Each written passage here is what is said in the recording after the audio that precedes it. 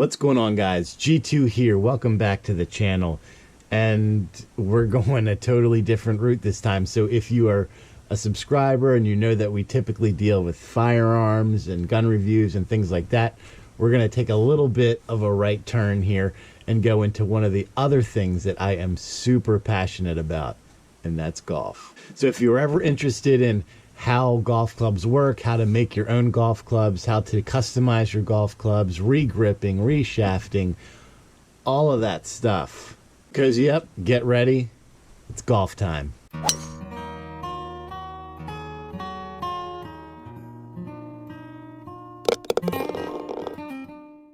So if you're watching this video and you're not a subscriber, chances are you did a search for golf clubs and here you are. Now, historically, we haven't really gone over golf in the past, but I have been a golfsmith, golf club repair for probably the last 20 years. In the last 10 years or so, I've gotten into firearms, and that's been the majority of this channel. But it's winter time. You can't really golf here on the East Coast as much as you would like. So it's a great time for you if you're tweaking with your set and you want to get yourself ready for an early spring or maybe get some winter rounds in here and there. Hit the subscribe button. We're going to have more videos about golf club repair and modifications and regripping and all those things that you can do, because honestly, guys, it's not hard. You can do this at home with minimal tools and have the same result, save yourself some cash, and do it yourself. So if you like what you see, hit that subscribe button and hit that notification bell so that you're alerted every time that we upload new content. If you like golf clubs and you like guns, congratulations. You stumbled to the right place. Let's get into the video.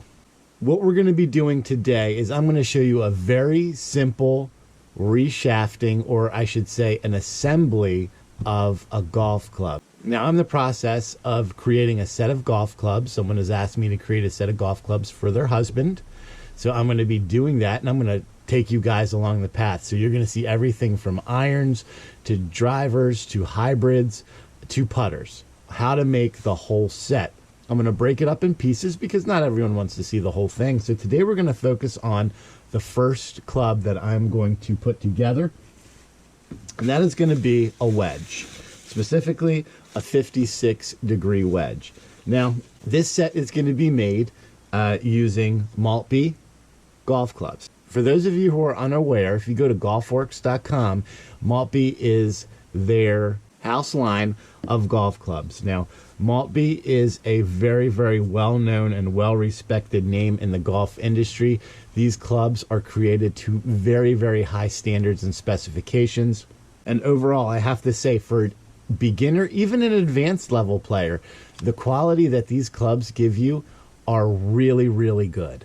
Now, yes, they're not tailor-made Callaway, Ping, Cobra, anything like that. But think about that, guys.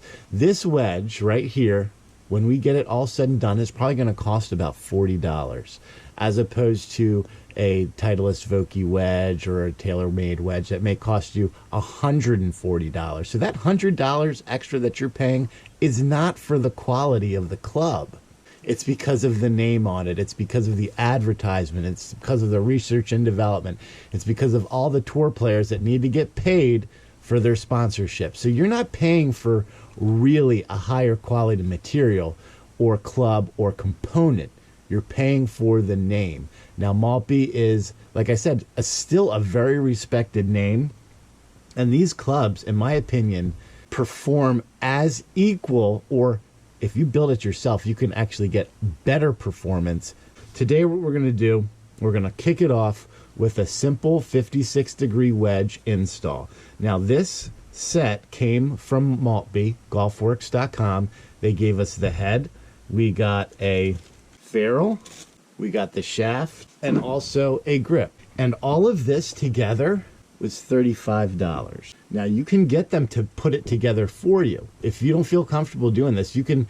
Golfworks has a little radio button you can click when you order, and it says assemble for me. You send them their specs and they'll put it together for you and send you the whole club. Wedge for $35, and shaft installed, fit to you, good to go. But we're going to do it here to show you how you can do it yourself, because here's the problem with buying clubs that are off the shelf. They don't fit you. standard size clubs are not going to be the best for you, and you will struggle. You'll have to adjust your swing. You'll have to adjust the way that you address the ball to fit the clubs. And it should be the other way around. The clubs should fit the way that you play. So by doing it yourself and using your specific measurements, you can ensure that you have the club optimized to you, which will in turn allow you to lower your scores and play better golf and enjoy the game on top of it. So this is it. These are all the parts, the components that you need to put this club together. So how do we put this together? Like I said, I have been doing this for 20 years. I have put hundreds of sets together. I have fitted hundreds of golfers to their clubs. And you could go through the hundreds of thousands of books. Here's one by Maltby. This is probably the Bible for golf club fitting and alteration and repair, and go through all that stuff. Well, we're going to show you how to do it, and it's really easy. So before we start cutting anything, we need a 35.5-inch length shaft. We don't measure ever from the tip. It has to be a 35.5 length installed. That measurement actually comes from the bottom of the sole. So the best thing to do at this point is to put the club together. And then once it's all set up, you go ahead, you take that measurement, and then you cut. This ensures that you don't mess anything up. When you're in the measuring process and this is not totally affixed into the hosel here, you could always have it out a little bit or whatever, but having it installed is the proper way to do this. So if you're doing a whole set, install all of your shafts, let them dry, and then go back and make your cuts. That way you can measure them all consistently from the bottom of the sole. How do we install the shafts? There's epoxy. You epoxy it in, you let it sit, and that's it. The ferrule is purely for aesthetics, guys. The ferrule just fits over the top of the shaft, over the tip of the shaft here, and you push that forward a little bit. They're going to be really tight. Don't smash it into the ground to try to force it. I'm going to show you guys a little trick that I learned that really assists in the process of getting these ferrules on correctly. You're just going to get it started, and then you're going to go up to your kitchen. You're going to run the tap water really hot for about a minute. Grab yourself a little bowl with some hot water, and then I'll meet you back down here. So we have here our hot water fresh out of the Keurig, and we're just going to set that ferrule in there. Just let it get warm. It's plastic. We're going to make it semi-malleable, not to the point where it's going to deform, but to the point where it's going to expand a little bit over that shaft. And then we should be able to push that up nice and easy. See how easy that moves now? Now you can, at this point, once you have it on, you can use the club as a guide, or if you have one of these handy dandy fancy ferrule pushers, ferrule setters, you can use that as well, just to get it started up there on the club. And the key to this is ensuring that the tip of this shaft is all the way to the bottom of the hosel. So now at this point, we can just put this in here and get it all the way down to the bottom, and our ferrule is set perfectly inside our club. We know we're hitting the bottom, that there's no extra room in there, and we're just going to kind of compress everything together, and now our ferrule is perfectly set for our club head. And then of course you want to make sure that you wipe away all the water. You don't want to have water in your club head or on your ferrule when you go to install the epoxy, but this right now is set up absolutely perfect. Don't use a heat gun, don't use one of these propane torches, because you will melt the ferrule, guaranteed 100%. So just using a cloth or whatever, just shove it in there, get all of the water out.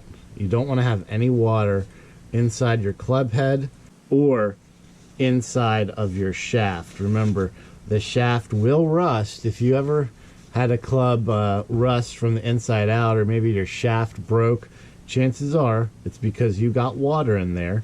It will happen if you play in the rain or you like to wash your clubs in the sink. A lot of it will come from the top. Grips have a little hole in the top here that you can see, so water and dirt, debris, if you ever had a rattle inside of your shaft, chances are it's dirt and debris going through this little hole. I'll show you when we install this grip how you can ensure that doesn't happen. Right before you get to glue, the one thing that you're going to want to do to the tip of this shaft, if you can see this, it's smooth. You know, there's really not a lot of surface for that glue to adhere to. So what we want to do is we want to abrade the surface here slightly. Now, all you need to do, get a strip of sandpaper, go like so, and just kind of go it back and forth like this. You don't want to do a lot because you don't want to take the coating of the shaft off. So using a 220, a pretty not too aggressive grit, you want to just kind of abrade this shaft. Okay, so after our abrasion, you can see now how that tip is abraded. And this is the part that a lot of people forget. So if you've ever had a club head fly off, just clean old fly off, chances are they did not abrade the surface to give that glue something to adhere to. So for gluing, you're going to use a 2-part epoxy. They come in all different kinds of cure times. Some of them are short cure, some of them are long cure, some of them are mid cure. I prefer to go with a long cure to allow this to set for a day, 2 days, 24 to 48 hours, I find is the best. And on the back, it'll tell you what the ratio should be and also what the cure time is. So you can see here, this is a 20-minute work time, 24-hour to a full cure. This one goes in a 50-50 mix, and we'll go ahead and just mix this together. So when it comes to application, I like to get a little bit here, and I'll put it inside of the hosel. And then finally what we'll do is we'll put the remaining part of this onto the actual shaft itself. Just kind of paint it on there. You don't want to put a ton of epoxy for a couple reasons. One, the more epoxy you use, the weaker the bond is going to be, believe it or not. There is a kind of a fine ratio here. I found that just a nice coating over everything, it's not dripping or anything like that, is the best way to do it. The other thing is it helps you with your cleanup because then you don't get that overspill. So now that we have this on here, we can just insert this into the club head. I like to use a twisting motion, kind of helps set that epoxy in there. And you can see we actually put a little bit too much because it's starting to bubble out here. But that's okay because the ferrule will actually capture some of that epoxy, and we can get this set in. And then using our cloth, we'll just wipe the excess away. Make sure you do it now. Don't let it dry like that because it'll be a total pain for you to get out later. Now you're going to sit this, make sure it's seated in there. You're going to sit this standing up like this, put it up against the wall, and just let it cure for 24 hours, or depending on what the cure time is of your specific epoxy. So we'll go ahead, we'll let that sit, and I'll see you guys back in 24 hours. 24 hours later, club is dried. You can see here we're nice and tight to the club head. So now the next step that you're going to want to do here, I usually save this for the end, but since we're sitting right here right now, let's just go ahead and do it. Your ferrule may be a little oversized. You kind of feel that lip.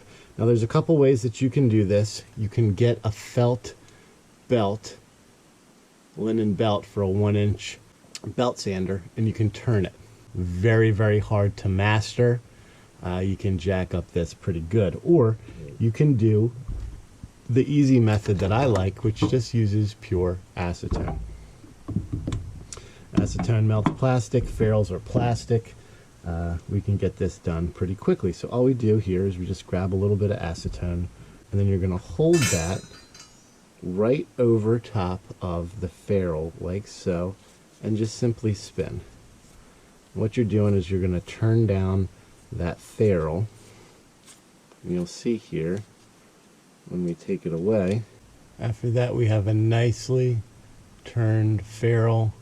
We have no lip here. It's nice and tight up against the hosel, and it is complete. Also, easy way to refresh old ferrules that you may have. Just a little bit of acetone, not a lot, and not a lot of pressure. So for our wedge here, we wanted to have our club measuring in at 35.5 inches. So I'm going to take you over to the cutting station and regripping station. We'll knock those two things out, and this guy will be ready to hit.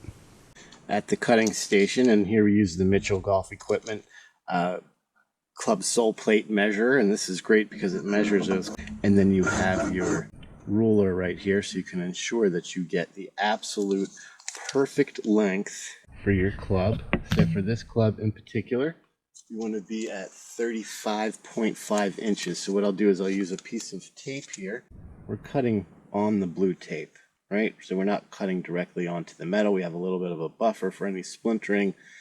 So our next step is we're going to take it over here to our chop saw. It's a metal cutting blade, which we use for steel and graphite. Just using our chop saw here, we're going to cut this away.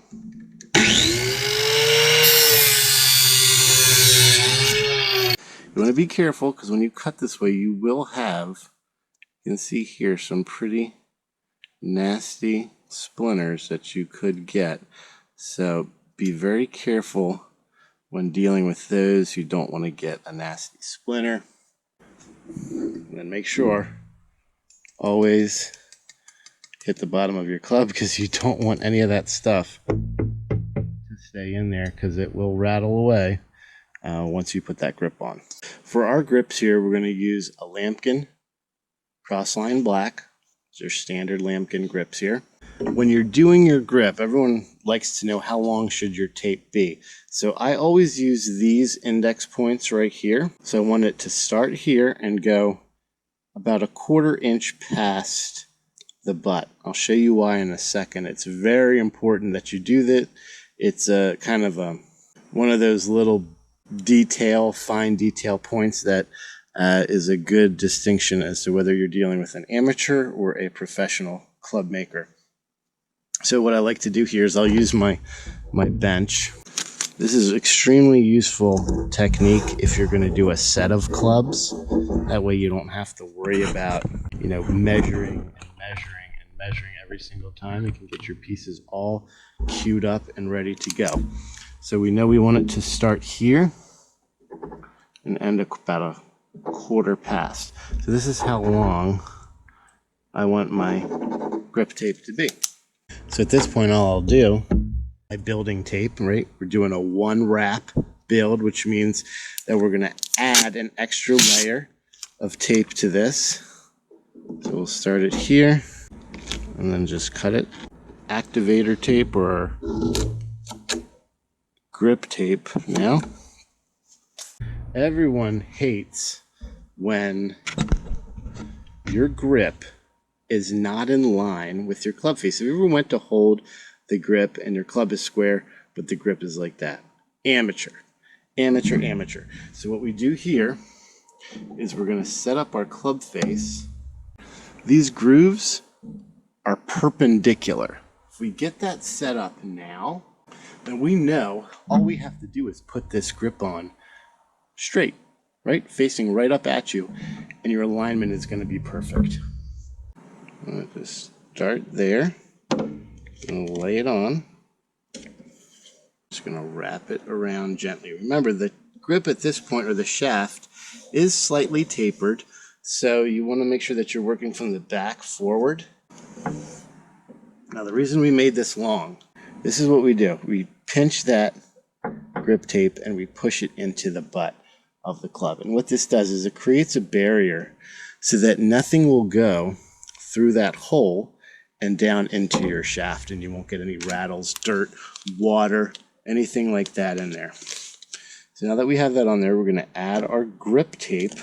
This is our activation tape that will physically allow the grip to stay on our club.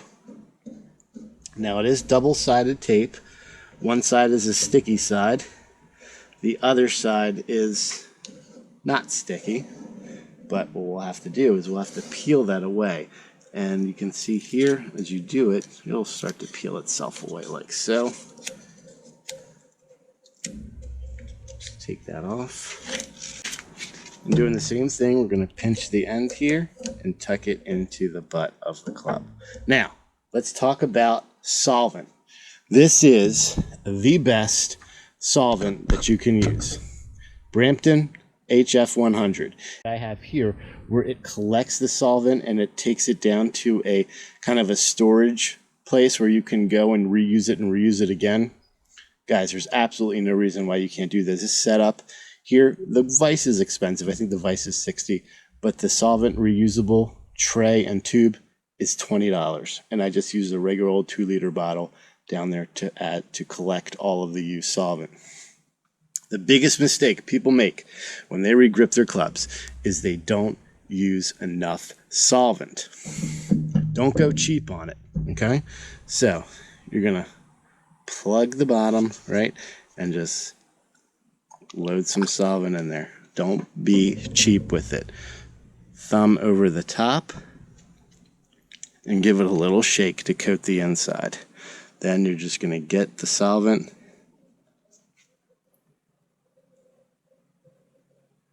and pour it out onto that grip tape. Get your center of your grip here, your index point, and in one nice motion, you're just going to push everything up. Be careful when you get to this end. Don't push too hard or you're going to get a squirt of solvent on your pants. And you'll see as you put this on,